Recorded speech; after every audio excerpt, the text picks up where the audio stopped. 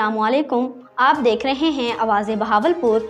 मैं हूं अरबाब नवाज। सबसे पहले हेडलाइंस। शोहदा और गाजियों को सलाम। पाकिस्तान के नाकाबिले तस्खीर होने का पैगाम।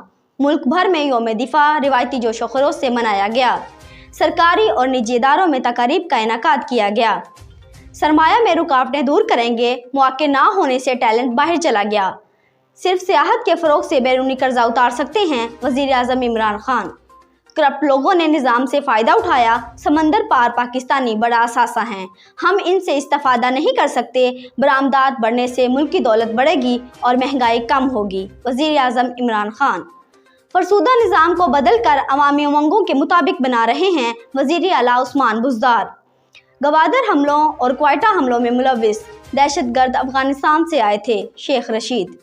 बच्चों को कोविड वैक्सीन लगवाने के हवाले से माहिरीन एक सफ में खड़े नजर नहीं आ रहे।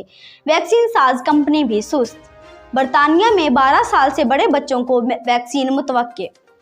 1.5 साल में तालीमी अदारे 162 रोज़ खुले जबकि 385 दिन बंद रहे। Army chief general Qamar Javed Bajwa की इटली के वजीर खारजा से मुलाकात। इस मौके पर आर्मी चीफ का कहना था इटली के साथ ताल्लुकात को पाकिस्तान अहमियत देता है। ये थी अब तक की हेडलाइंस। मज़ीद खबरों और तबसरों के लिए देखते रहिए आवाज़ बहावलपुर।